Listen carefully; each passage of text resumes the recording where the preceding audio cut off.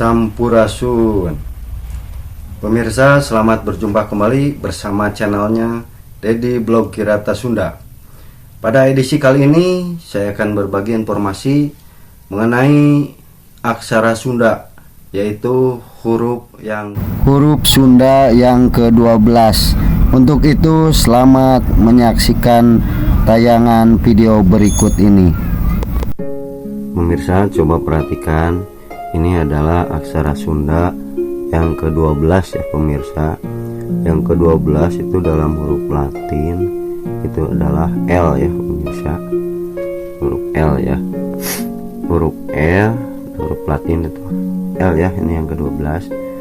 Kalau bentuk aksara Sundanya seperti ini pemirsa. L dalam aksara Sunda ya. Nah, ini adalah aksara Sunda La ya pemirsa. Kalau Latin L, kalau aksara Sunda itu La ya. Dibacanya La, jadi ada penambahan A nya ya. Kalau ini L dibacanya huruf Latin, aksara Sunda bentuknya seperti ini, La ya. Contohnya misalnya ini ya pemirsa.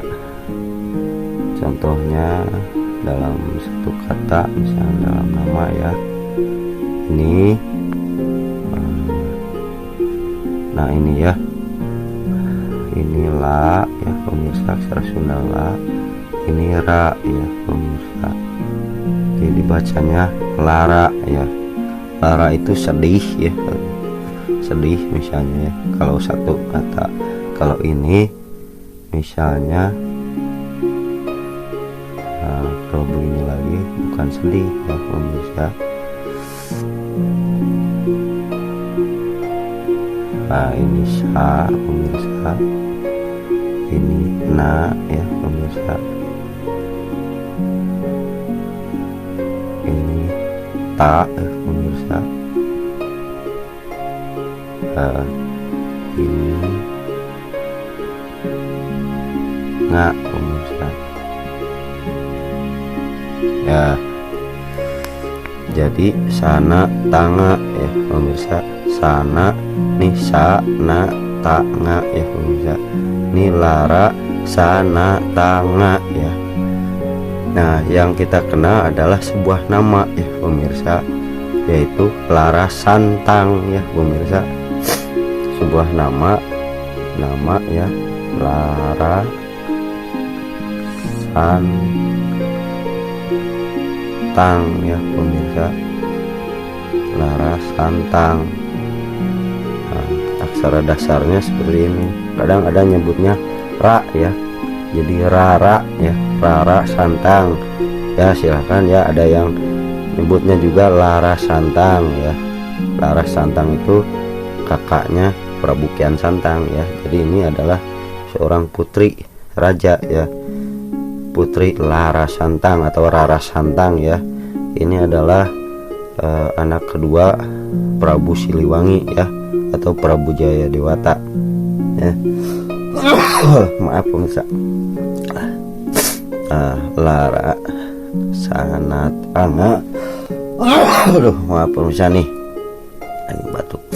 Jadi Lara Sanatanga ya. Bagaimana menjadi supaya san ya.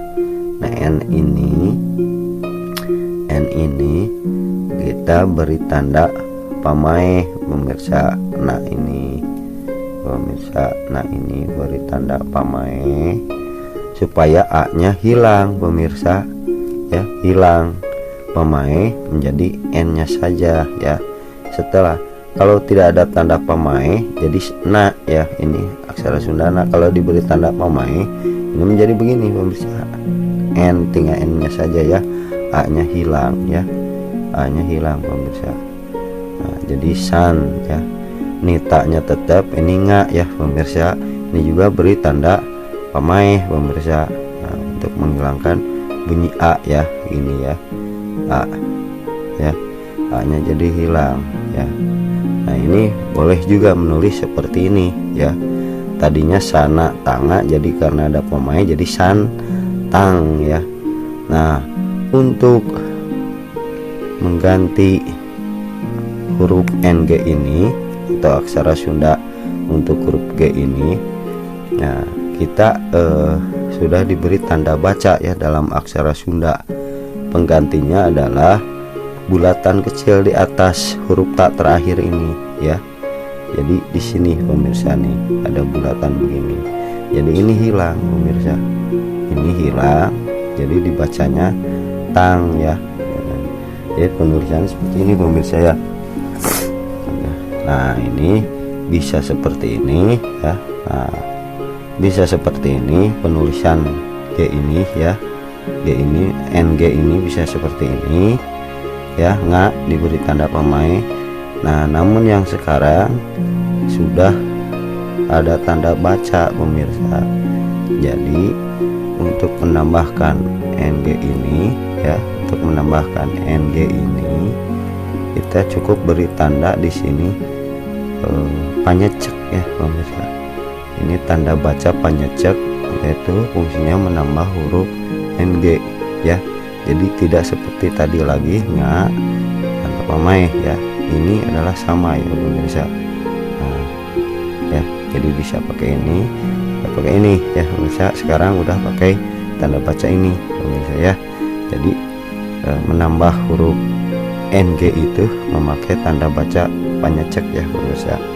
Nah, ini adalah la ya pemirsa, lara santang ya.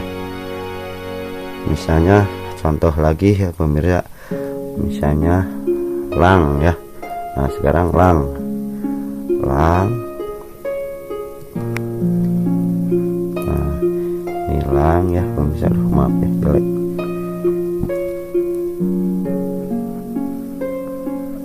Nah, ini la pemirsa. Kalau begini lang ya. Nah, ini tambah NG ya pemirsa. Penambahan ini tanda baca panyecek fungsinya untuk menambah huruf ya. Lang misalnya, nah ya, jadi lang ya, lang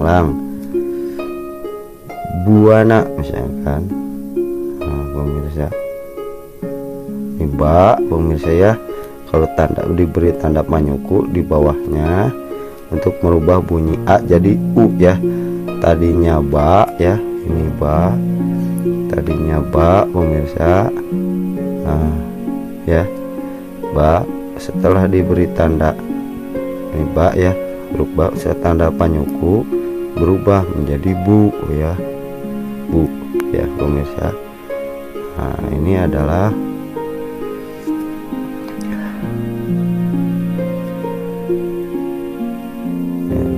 aksara Sunda ya pemirsa. Nah, ini adalah aksara Sunda wa ya pemirsa. Ini wa ya pemirsa. Ini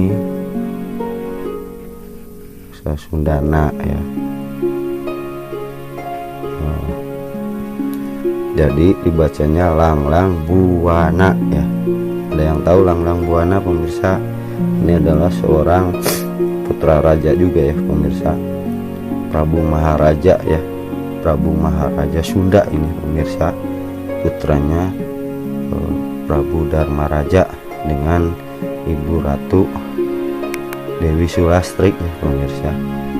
Ini zaman dahulu kala ya pemirsa, pernah memimpin menjadi Maharaja Sunda kurang lebih 90 tahun ya pemirsa. Ini pemirsa lang buana ya. Ini 90 tahun pernah memerintah zaman dahulu kala ya pemirsa. Kalau tadi ini Lara Santang ya, putri kedua ya, atau adiknya Prabu Pangeran Walang Sungsang ya, atau adiknya Prabu Cakrabuana yang di Cirebon itu ya. Ini Lara Santang ya, yang menikah dengan penguasa tanah Arab ya, waktu itu masih wilayah Mesir ya, tanah Hejaz Mekah katanya ya, yaitu dengan bernama Sultan Syarif Abdullah ya, Sultan Abdul Muttadin ya. putra Said Ali Nurul Alim atau Said Ali Nurul Alam katanya ya. Nah, setelah masuk Islam, Lara Santang ini kemudian berganti nama menjadi Saripah Mudaim ya pemirsa. Saripah Mudaim, nah ini yang menjadi ibunya Kangjeng Syekh Syarif Hidayatullah atau Sunan Gunung Jati. Mungkin itu saja dulu pemirsa, semoga bermanfaat. Mohon maaf ada salah-salah kata ya pemirsa, itu adalah kesalahan daripada pengetahuan saya sendiri ya. Sekian, terima kasih, semoga bermanfaat. Sampurasun.